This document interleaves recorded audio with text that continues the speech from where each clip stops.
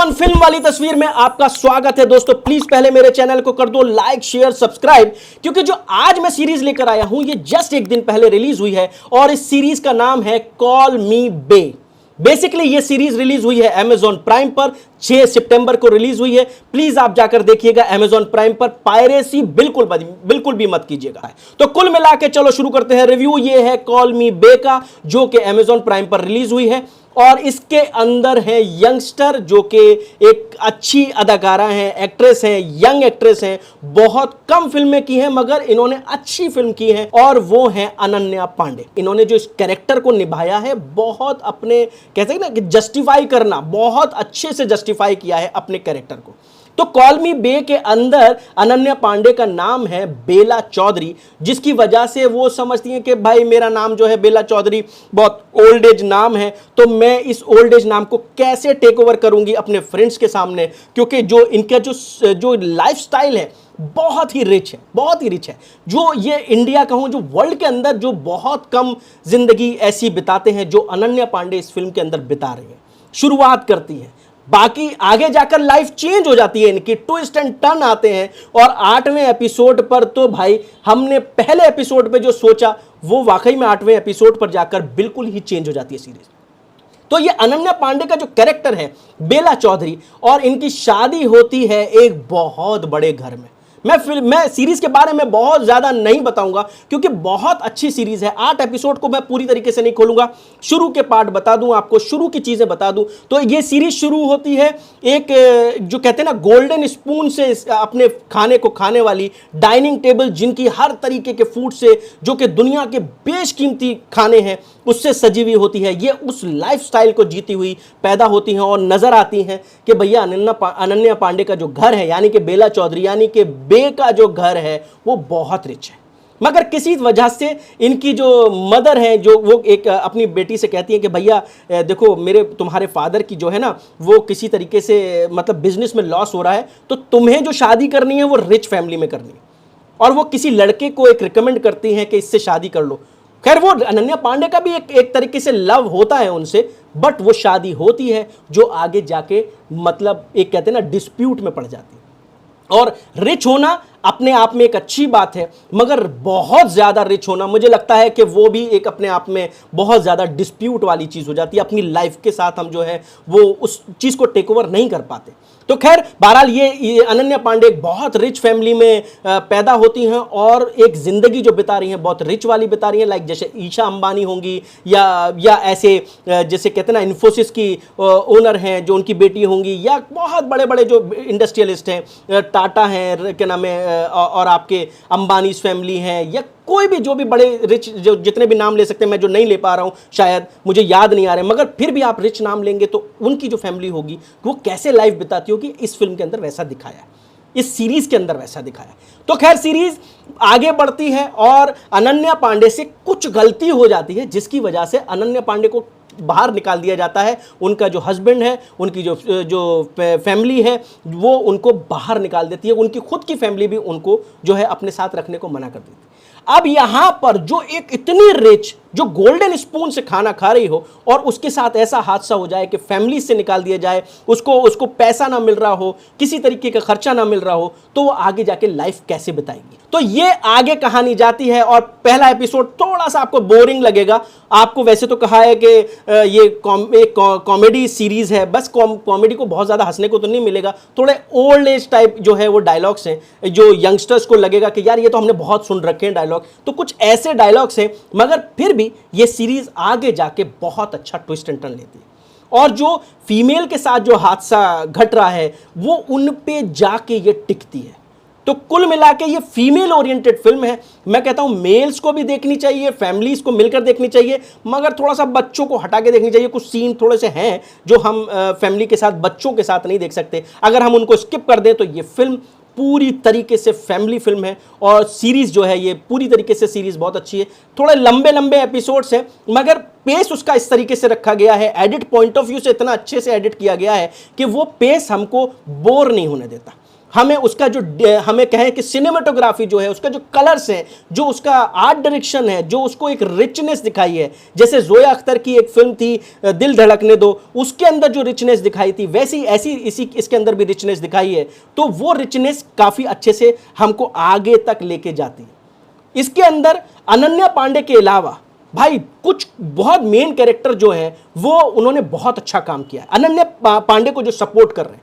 तो पहले मैं एक्टर्स की बात कर लूं, तो उसके बाद मैं डायरेक्टर का नाम बताऊंगा, राइटर्स का नाम बताऊंगा। तो पहले जो एक्टर्स हैं अनन्या पांडे के बाद उनकी जो दोस्त बनती हैं घर से निकलने के बाद, वो हैं अपने गुरफतेह पीरजादा, जो जिनकी वजह से मतलब मैं बताऊंगा नहीं, फिर भी आप आगे जाके देखिएगा, शायद कुछ हो सकता है इनकी वजह से कुछ प्रॉब्लम आती है। विवान सामत जो कि इसके आपके अनन्या पांडे के हस्बैंड बने हैं, अच्छी एक्टिंग की है, बहुत कम मतलब बड़ा बहुत ज़्यादा रोल तो नहीं है मगर फिर भी अच्छी एक्टिंग करी है, रिच अच्छे लगे हैं, रिच पर्सनैलिटी में अच्छे लगे हैं।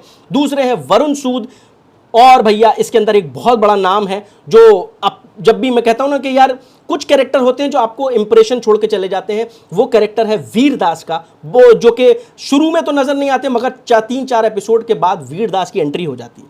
तो वीरदास इसके अंदर बड़ा कैरेक्टर है। उसके बाद है लीजा मिश्रा, जो वीरदास की एक जो उनके साथ अटेंडेंट वो दिखाई हैं, असिस्टेंट दिखाई हैं, जो उनसे बड़ी मोहब्बत भी करती हैं। ये बेसिकली एक एंकर दिखाए हैं वीरदास इसके अंदर, और लीजा मिश्रा उनकी असिस्टेंट है। उसके बाद है निहारिका लायरा दत्त, जो कि इसने निहारिका ने जो कहूँगा ना कि ये एक्ट्रेस भी अच्छी है, ने अनन्या पांडे के बाद इसने भी बहुत अच्छी एक्टिंग की है, यंगस्टर एक्ट्रेस है, अच्छी एक्टिंग की है। और निहारिका के बाद एक मुस्कान जाफरी मतलब कहते हैं ना कि कुछ कैरेक्टर होते हैं जो अपना इंप्रेशन छोड़ जाते हैं, इसी तरीके से मुस्कान जाफरी भी एक अच्छा कैरेक्टर है। मुझे लगता है इनको, निहारिका को और मुस्कान जाफरी को आने वाले वक्तों में बहुत काम मिलेगा, सीरीज में बहुत अच्छा काम मिलने वाला है इनको। और क्योंकि ये यंगस्टर एक्ट्रेस जब नजर आते हैं कि भाई अच्छा परफॉर्म कर रहे हैं तो उनको लोग चांस भी देते हैं। तो ये लोग दो लोग बहुत अच्छे से नजर आने वाले हैं, जिनका नाम है निहारिका लायरा दत्त, दूसरी है मुस्कान जाफरी। और फिर उसके बाद जो अनन्या पांडे की मदर बनी है वो है मिनी माथुर। ये एक नोन फेस है सीरियल का, और मतलब इंडस्ट्री का एक नोन फेस है मिनी माथुर। इन्होंने काफ़ी अच्छा काम किया है इंडस्ट्री के अंदर, इंडियन सिनेमा के अंदर।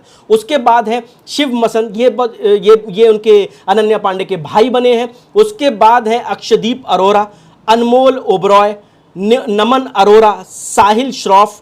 और इसके बाद बहुत कम नजर आने वाली, मतलब पहले तो एक मतलब कहते हैं ना कि ये इंडस्ट्री से चली गई, ये मुझे बड़ा अफसोस हुआ कि चेहरा तो काफ़ी अच्छा था, मतलब एक हीरोइन मटेरियल जो कहते हैं ना, वो एक्ट्रेस ऐसा फेस था। बंगाली एक्ट्रेस है रिया सेन, ये रिया सेन इसके अंदर नजर आई हैं। रिया सेन है और करिश्मा तन्ना है। करिश्मा तन्ना की वजह से ना बहुत कम छोटा रोल है मगर ट्विस्ट एंड टर्न बहुत बड़ा आया है। पूरी इस सीरीज के अंदर करिश्मा तन्ना का भी ट्विस्ट एंड टर्न बहुत अच्छा है। तो इसको कह सकते हैं ना कि जैसे आपने संजू देखी होगी, करिश्मा तन्ना उसके अंदर आती हैं, एक सीन करती हैं मगर परफॉर्म अच्छा करती है। इसी तरीके से इसके अंदर भी सीरीज के अंदर उनका अच्छा कैरेक्टर है, बहुत छोटा कैरेक्टर है बट उस जगह पर ट्विस्ट आया है, टर्न ली है स्क्रिप्ट ने। तो 8 एपिसोड है, ये एक्टर्स का जमावड़ा है। इसको डायरेक्ट किया है कोलिन कुनिया ने, जो इसके डायरेक्टर हैं। 8 एपिसोड उन्होंने डायरेक्ट किए हैं। इसके बाद जो इसको राइटिंग की है वो लिखी है इशिता मोइत्रा ने। उसके बाद है समीना मोतलेकर और रोहित नायर, ये 3 राइटर हैं। और भैया ये सुपरविजन जो जिनका है, ये सुपरविजन है करण जौहर का साहब का। जो करण जौहर जो कि अपने आप में एक बड़े डायरेक्टर हैं, इंडस्ट्री का बड़ा नाम है, उनका सुपरविजन है। तो उनके अंडर में कोई सीरीज बनेगी और रिचनेस पे कोई सीरीज बनेगी तो मैं कहूँगा कि वो उस लेवल पर ही बनेगी। तो ये सीरीज कुल मिला के अच्छी है। कॉमेडी अगर इसको आप समझ के जाएंगे तो ये सीरीज कॉमेडी तो भाई मुझे तो बहुत ज़्यादा हंसाया नहीं, मगर धीरे धीरे देखने पर लगता है कि हाँ 8 एपिसोड है, देख लो अच्छा लगेगा। और 8वें एपिसोड के बाद ये थोड़ा सा ट्विस्ट एंड टर्न लेती है और एक इशू पर पहुंचा देती है जो अभी जस्ट कुछ टाइम पहले बहुत बड़ा इशू था, अभी भी चल रहा है और शायद आगे भी चलता रहेगा, क्योंकि हमारे समाज में कुछ गलतियां हैं जिनको सुधारने के लिए हमें वक्त बहुत लगेगा, मगर जल्दी सुधर जाए तो बहुत अच्छी बात है। मगर इसके अंदर जो 8वां एपिसोड है वो बहुत कीमती है।